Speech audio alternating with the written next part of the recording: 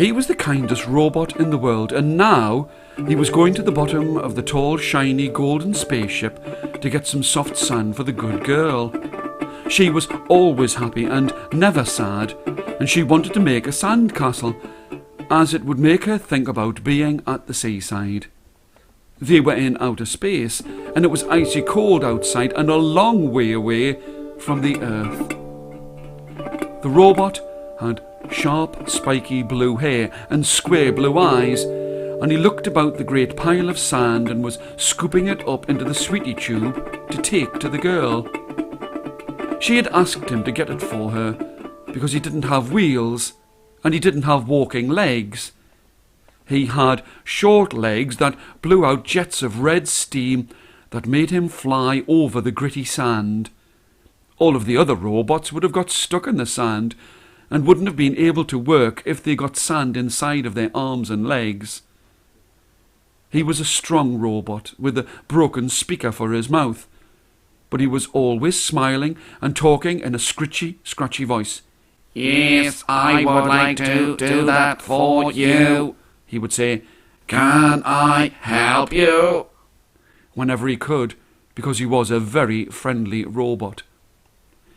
He was not the strongest robot, but he would try his best to help, even though his body was wide and thin, and now he held the sweetie tube in his pincers that looked like crab's claws, and he could hear something or someone in the sand. He blew some of the sand away with his red fiery jet, and he saw a boot, an iron boot, sticking out of the heaped sand.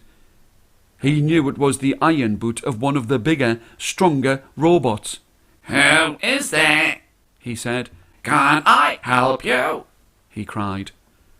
The voice shouted, "Help me! I fell through a hole in the spaceship and into the sand, and now I am stuck and my arms and legs won't move. Please help me." The boy might not have been the strongest, but he was the kindest, and he blew all of the sand away from the trapped robot and set him free. He used his pincers to cut the hole bigger to get the robot free. He had to use all of his strength to mend the hole, but he and the big robot became the best of friends, and the girl had 2 robots to help her make sandcastles. By the light of the round yellow moon.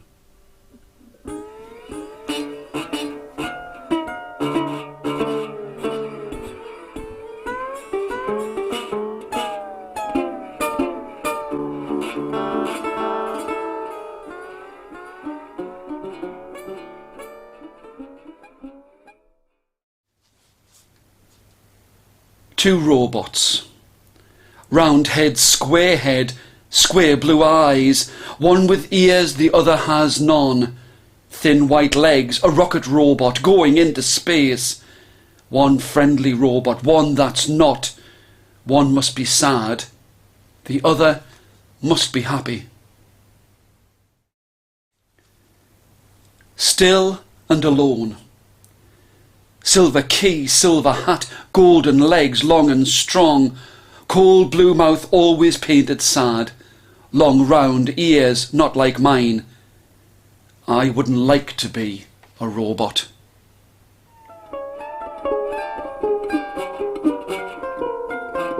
Outside of the square space station, the silver spaceships were shooting through the dark night time.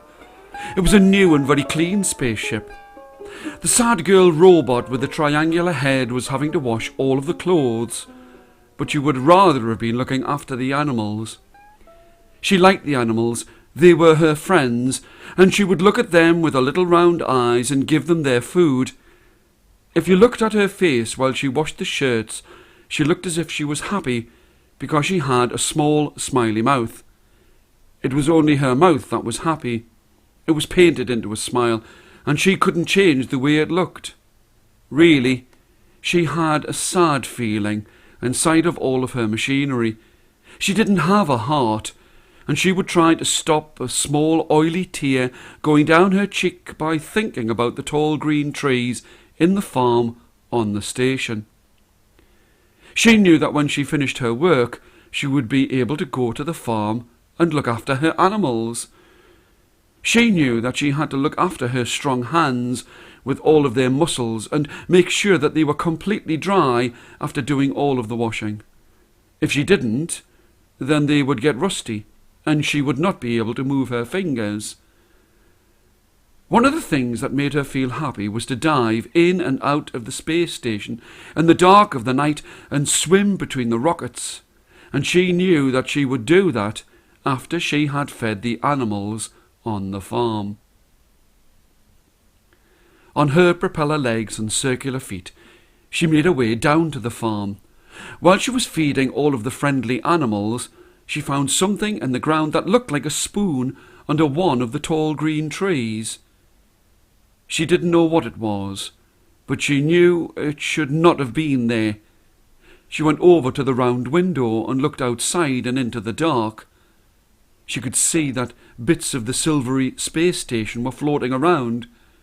I think the space station must be breaking up, she said, and she knew that she would have to go out and swim in space to bring them back to fix the ship.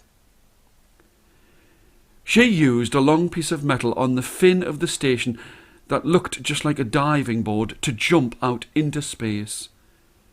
She swam and swam between the rockets to pick up the bits that had fallen from the outside of the new clean station and brought them back. Everyone got to hear about how good she had been, and soon she had lots of friends who wanted her to stay and sit and eat with them.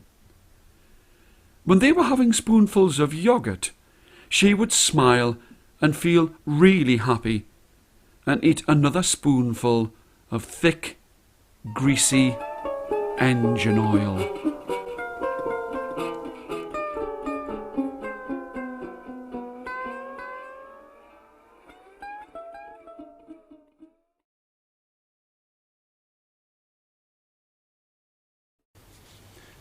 Don't call my name. Clockwork, scary fire, triangular bolts for ears, up and down arms, happy blue eyes, yellow cartoon fire, blue rectangular mouth, shouting out my name.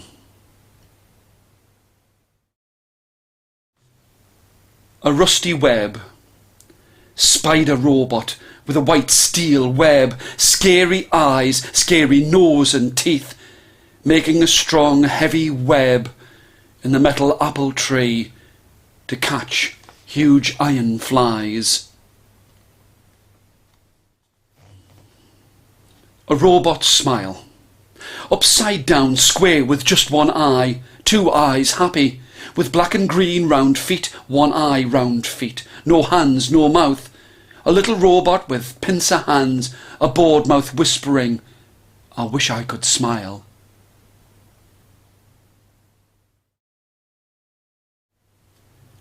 Don't touch.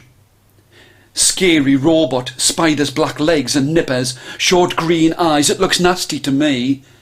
Red like blood, a round bouncy button. If I press it, it will run fast. I'm not going to make it go.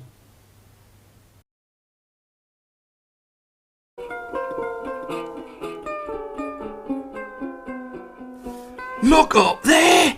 Is that Buzz Lightyear? Yelled Ethan. Yes, Whispered Ryan. No, it's Fly Guy, squealed Lena. Fly Guy was a magical robot from the Red Planet. He was made from green, shiny plastic with a purple and light skin-coloured oval-shaped head. His arms were bright yellow with red hands and fingers. Ethan, said Fly Guy in a scratchy voice. do you want to follow me while I am flying? You can run underneath me. Wow, thought Ethan. Can I really run that fast? Ryan screamed, Go for it, go for it! But Lena pleaded, Don't, Ethan, don't! Ethan replied, I have to try. So he took a deep breath in and went for it. Soon Ethan was running so fast that he started to lift off the ground. Fly Guy was amazed. Could this little boy really fly? Ethan looked down to the ground below to see Lena and Ryan looking up, totally shocked. They had had no idea that Ethan could fly. Soon he became tired and had to come in to land. Ryan and Lena could hardly speak. They were stunned at what had just happened. "How did you do that?" they both asked. "Well, you know how my mum makes me eat all my sports candy and loads of vegetables? They make me super fit and strong," he replied. Just then, Fly Guy landed directly in front of the three friends. Fly Guy asked if they knew where a little boy called Andy lived. He explained why he needed to find Andy. Fly Guy knew that Andy had a Buzz Lightyear toy and that Buzz Lightyear was his best friend. "Yes, we know where Andy lives," Ethan told him. "Broadway Circle, just next to me and Lena." So Fly Guy and the three friends set off for Broadway Circle. They decided that it was too far to walk, so they would take Ethan's rocket ship. Ethan let Ryan fly the ship for them, while Lena gave directions. Soon they landed on the roof of Andy's house. The doors of the rocket ship opened. Everyone jumped out. They scooted down the chimney, Ethan followed by Ryan, Lena and Fly Guy. Thump! They all landed in a big heap in Andy's living room.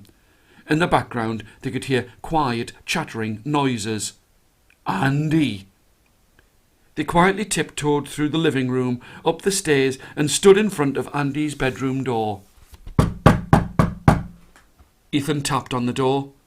Suddenly the door flew open. Standing there was Andy with all of his toys right behind him. "Ethan, Fly Guy, what are you doing here?" asked Andy. "And who are your friends?" "This is Lena, my cousin, and my best friend Ryan," Ethan replied. Just then Buzz appeared from behind the door. "It can't be you," he shouted, looking at Fly Guy. "It is, believe your eyes," scratched Fly Guy. The two friends hugged each other. It had been such a long time since they had last met. Buzz turned to Andy and with a hushed, pleading voice asked, "Please, can he stay?" Andy looked at the two friends and thought for a minute. He shrugged his shoulders and replied, "Sure, why not?" Everyone was thrilled. Ethan, Lena and Ryan were so pleased that the two friends were reunited. They knew just how important friends were.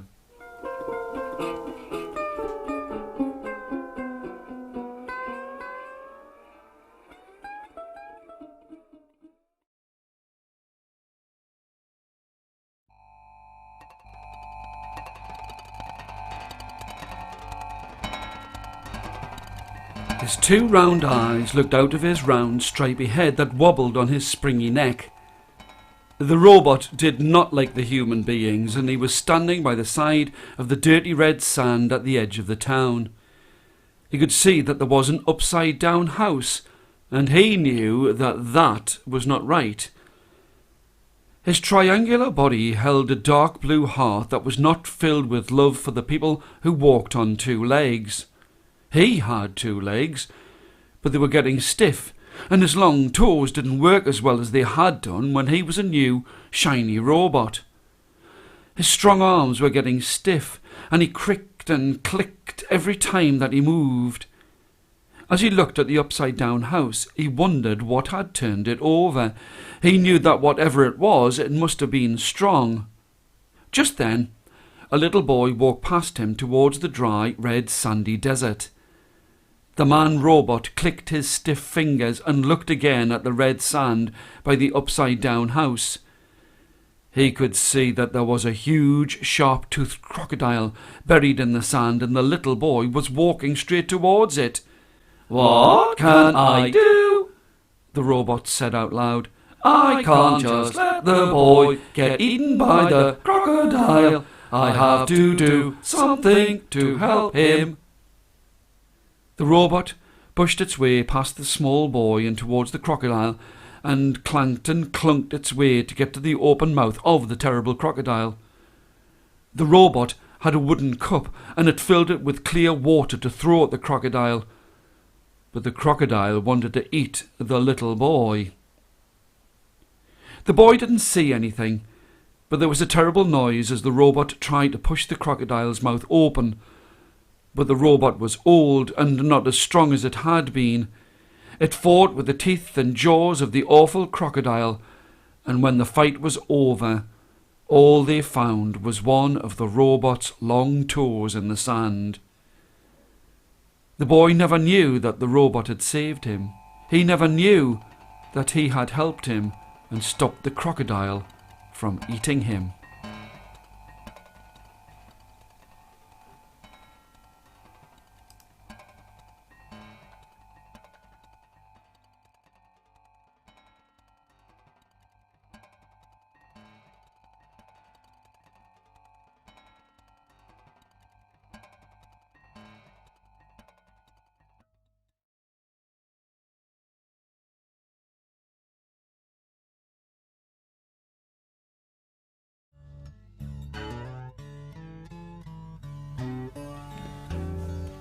This robot knew that she looked different from all of the rest because she had a hexagonal head.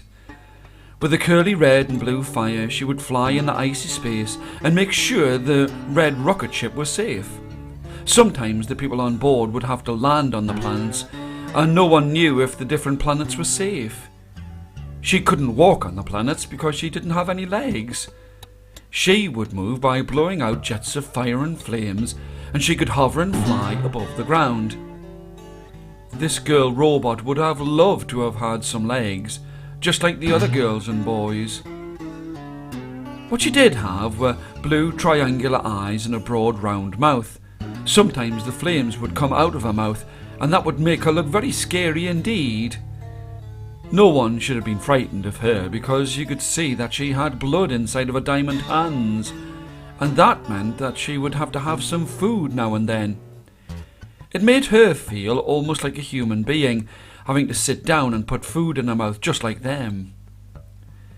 As they were flying past a planet, the human beings thought that they could see a very strange planet indeed. It was orange on the outside and yellow in the middle, and someone called out, "It looks like it's made out of cheese."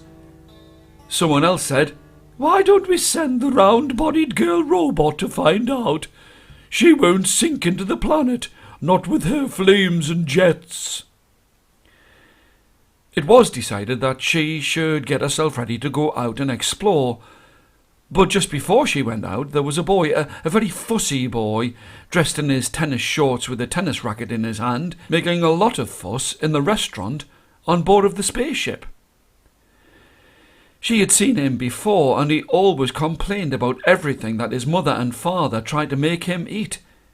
He was shouting and screaming and making a terrible noise as she flew down to the round orange planet. Her jets and flames started to scorch the planet, and sure enough, it was made of hard, salty cheese. As she flew over it, it was being melted by the heat of her flames. The smell drifted up and into the rocket ship, and the boy shouted, "I want some of that cheese, and I want it now." The girl robot was only too pleased to bring it back on board the ship. She would have done anything to stop him from shouting out. His mother was so pleased that she got her son to eat something without causing a huge fuss that she asked if there was anything that the girl robot wanted. "Please, could I have some legs, just like the other girls and boys? That is what I would really like. Thank you very much." The boy's mother gave the girl two of the best legs that you could get. They were thin and rectangular, just like her arms. But I've got to tell you, she didn't like them, because she couldn't use her flames to fly. You can see the girl robot sitting next to the boy in the restaurant after they've played space tennis together. She'll be toasting a piece of bread for him inside of her mouth, while she tucks into some salty, soupy space spaghetti.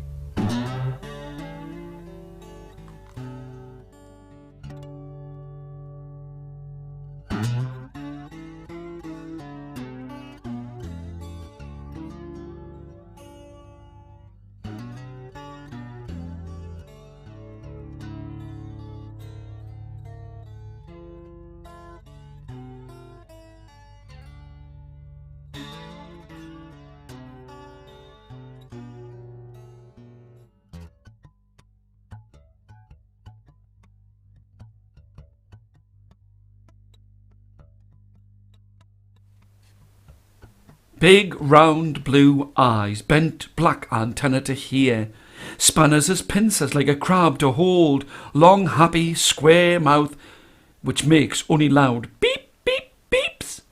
Dude.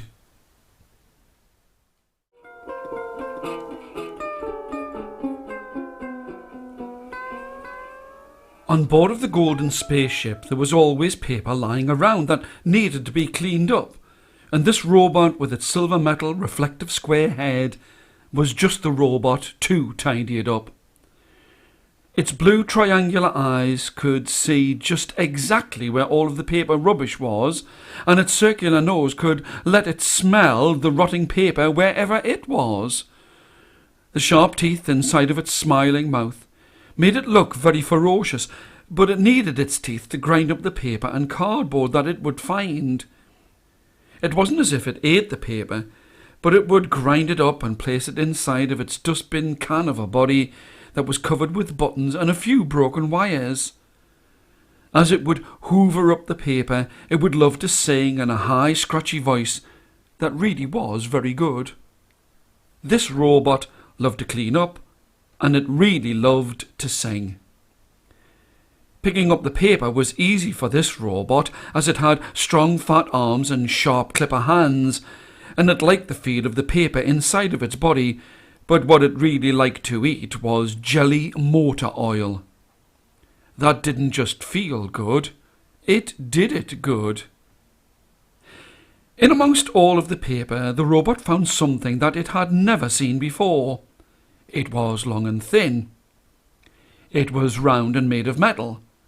It had a small piece of glass at each end, and when it picked it up and put it to its eyes, everything became much closer. She had found a telescope, and when she looked, she could see her best robot friend, who had a job working with the real animals at the zoo on board of the spaceship. She knew that they were very lucky to have so many real animals, when they could have had robots and machines that just looked like tigers and elephants. I think that I will go and visit my friend at the zoo. That's what I will do, sang the robot. I think that I will go and get some food. That will be so good. I will feed the snakes some cakes. I will feed the frogs some dog food. That will be good. With her hat on her head, she rolled on her fast and furious red wheels, and couldn't wait to get to the zoo to see the animals and her friend. Even before she had started to get the food out, one of the monkeys took her hat and placed it on its own head. But there was worse to come, as she was trying to give them food out of a round blue bowl, but she didn't know what they ate. She was giving dog biscuits to the cats and bananas to the tigers. Her friend sat down with her and gave her a little talk about what the animals ate and how they needed to have different kinds of the right food to make them fit and healthy. The two robots laughed and sang. You are so well and good when you give the animals food. You've got to know what to do when you're feeding at the zoo.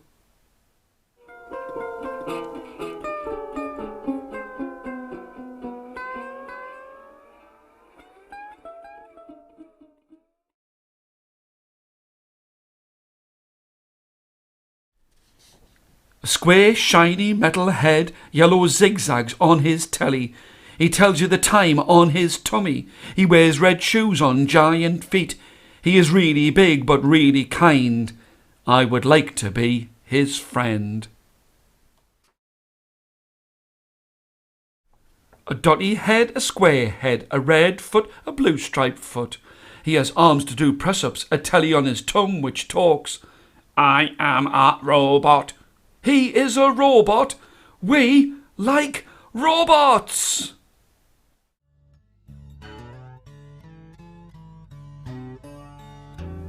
On the warm mountain planet, the children of the jelly-headed dad robot were digging in the soft brown mud.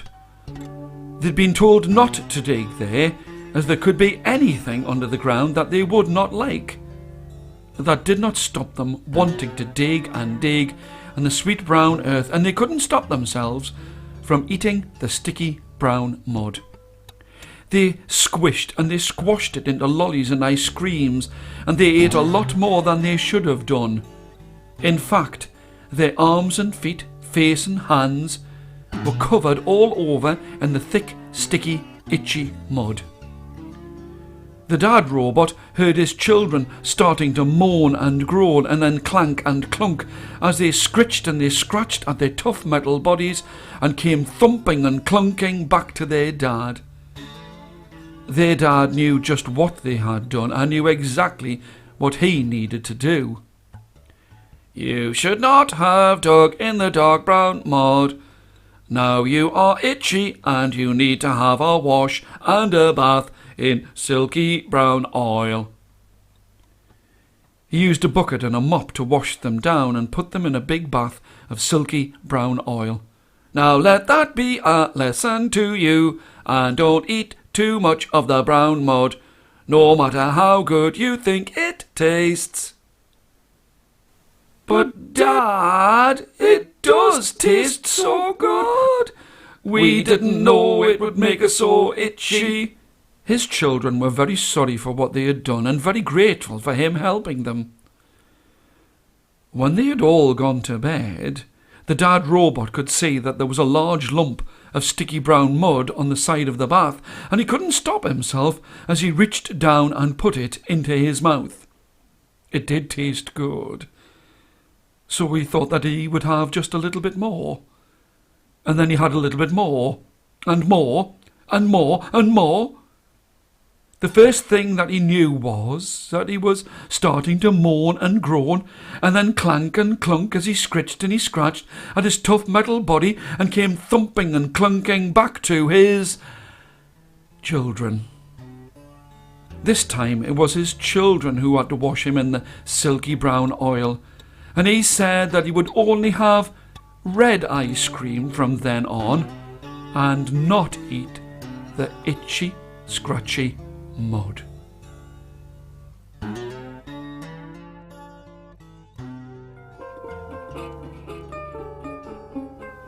Round blue eyes with a red rim, straight ears which move to fix things, 2 arms moving back and forwards like a swing, yellow, blue, boxes create his mouth, cute but angry, as always busy.